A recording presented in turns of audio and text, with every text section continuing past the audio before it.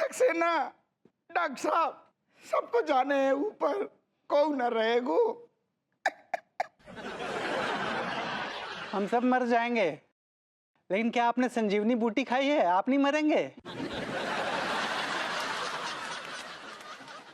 अपना नाम भी तो ले लो। ना ना, हमने कभी कही हम कहे हमारे का सोचो, हम चले जाएंगे एक दिन। आगे बोलिए दरोगा जी। मां साहब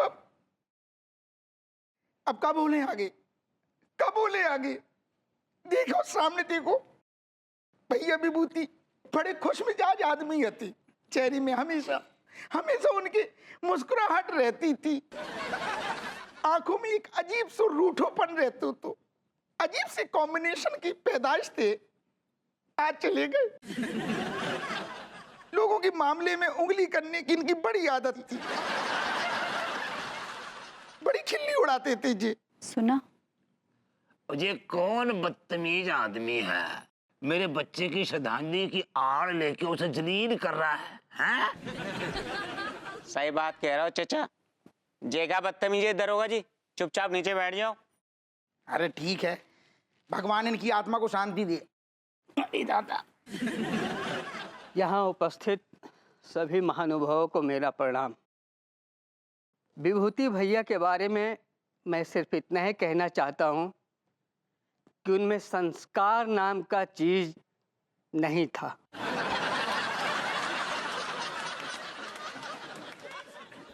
भगवान उनकी आत्मा को शांति दे। आप सब लोगों को मेरा नमस्कार। विभूति भैया के बारे में क्या कहूं, वो अपने आप में एक आइटम थे। नित्य नए ड्रामे करते थे, कभी सर दर्द का बहाना, कभी पेट दर्द का बहाना, खुद झूठ बोलते थे और मुझसे भी ना जाने कितने झूठ बुलवाते थे। हाँ, ये अलग की बात है कि उनके झूठ बोलने की वजह से मेरी ऊपर की कमाई हो जाती थी। विभूति भैया तो ऊपर चले गए और साथ में मेरी ऊपर की कमाई भी ले गए। भगवान उनकी आत्मा को शांति दे।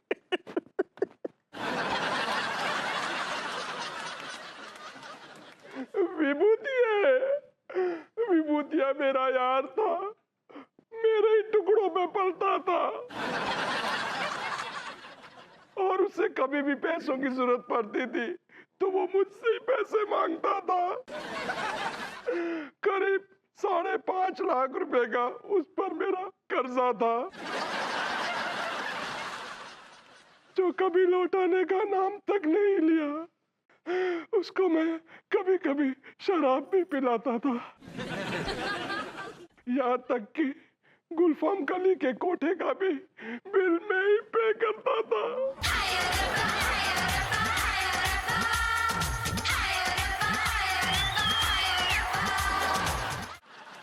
सब लोगों को मेरी राम राम।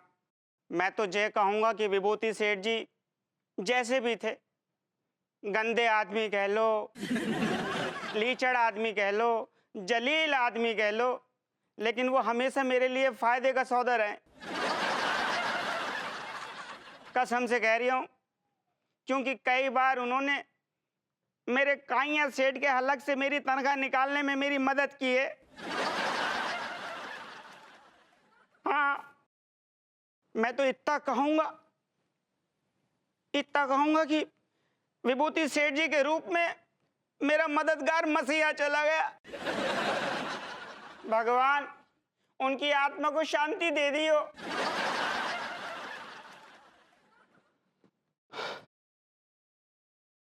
क्या बताऊं मैं विभूति भैया के बारे में, आप लोग सोच भी नहीं सकते ये आदमी क्या था मेरे लिए। यही एक ऐसा आदमी था जो मुझे हमेशा संतुष्ट करता था। Hello everyone. विभूति जी हमारे पड़ोसी थे, हमेशा हमको बहुत पकाते थे, बहुत। वो कहा बोलते थे, आज तक हमारे कछु ना ही समझ आया, लेकिन बहुत मजाक किया थे, बहुत मजाक किया। लेकिन हमको एक ठो बात का दुख ना हमेशा रहेगा कि वो जिंदगी भर नल्ले के नल्ले ही रहे। सुना, क्या डिग्रियां हासिल की आपने नल्ला? दिया रोस्ट इन पीस बरबूती जी। रोस्ट इन पीस नहीं, रेस्ट इन पीस होता है पगली। ऐसे ही पकड़े हैं। भगवान आपकी आत्मा को शांति दे, शांति। ये भगवान, ये क्या हो गया? बताइए, भभूति जी हमें छोड़ के चले गए। शांत हो जाइए लड्डू के भैया, आप शांत हो जाइए। आपको पता है अम्मा जी बोलती है कि किसी मरे हुए को बार बार याद करो ना तो उसका आत्मा हमारे आसपास ही भटकने लगता है। तो मतलब जो हम भभूति जी को याद कर रहे हैं तो उनकी आत्मा के इर्द गिर्द भटक रही होगी। हाँ, हो सकता है ना। ओहो, चलो फिर हम भभूति जी को याद करके उनकी आत्मा को परेशान नहीं करेंगे। चलो पगली, बहुत हो गया रोना धोना, अब सोते हैं। चलो हाँ, हाँ, सो जाइए। चलो। अरे आप तो मर चुके हैं, फिर जिंदा कैसे हो गए? भाभी जी, मैं जिंदा नहीं हूँ, मैं तो मरा ही हुआ हूँ। जो आप देख रही है ना, वो आत्मा है, आत्मा। अरे हम गेस्ट हैं। गैस नहीं, घोस्ट, घोस्ट। ऐसे ही पकड़े हैं। आप भूत है, भूत। हाँ भाभी जी, लेकिन मैं परेशान करने वाला भूत नहीं हूँ। मैं तो प्यारा सा प्यार करने वाला भूत हूँ। क्या बोले? मैंने कहा भाभी जी, मैं फ्रेंडली घोस्ट हूँ, मतलब दोस्त घोस्ट। इका मतलब आप हमको डराएंगे ना ही? नहीं भाभी जी, मैं आपसे प्यार करूंगा। क्या बोले? मैंने कहा भाभी जी, मैं आपको क्यों डराऊंगा, मैं तो अच्छा वाला भूत हूँ और मैं सिर्फ आपका दोस्त हूँ। I am only your friend. आप ये बात किसी को मत बोलिएगा, खास तौर से जो लोथड़ा पड़ा हुआ है ना, बेसुध बेताशा, इसको तो बिल्कुल मत बोलिएगा। कैसे हैं तिवारी भैया? क्या बताएं सक्सेना जी आपको, हम भभूति जी के बिना जिंदगी एकदम सूनी सूनी सी हो गई है। क्यों, विभूति भैया आपके बॉयफ्रेंड थे क्या? ये क्या बकवास कर रहे हैं आप? नहीं नहीं, मतलब बकवास किस में क्या बात है, यानी जो मर गया सो मर गया। मान लीजिए कि अचानक कहीं से आपके ऊपर उल्का पिंड आकर गिरता है, हैं? और आपकी खोपड़ी के परखच्चे उड़ जाते हैं। मान लीजिए कि कोई बेकाबू सी, बहुत ही बेकाबू सी बाइक, मोटरसाइकिल जिसकी की ब्रेक फेल हो गई है, अचानक आपके गुर्दों को चीरती हुई निकल जाती है ना? ये सच है, जीवन का बहुत बड़ा सच है। जो आई लाइक इट। भैया तिवारी, आज बड़ी फ्री फंड की तुम कुटाई कर रहे हो, कहो। देखिए ना दरोगा जी, आदमी फालतू की बकवास किए चले जा रहा है। अरे यार तिवारी, जो तो है ही ससुर पगला, फालतू की बातें करने के अलावा जगह है का काम, तो तुम बताओ ससुर। क्या बताएं, हम भी एकदम पागल से हो गए। भभूति जी के बिना हम सच में पगलेट हो गए हैं दरोगा जी। हम तो खुद परेशान है। एक तो हमें गोरी मैम की चिंता खाई जा रही है। ये आपको गोरी मैम की मतलब भाभी जी की चिंता काहे खाई जा रही है? तिवारी भैया, कचू पतो है क्या कब है?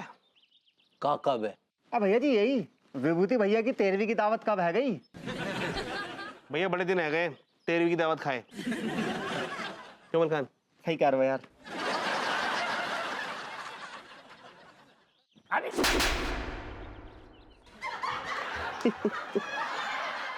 I like it.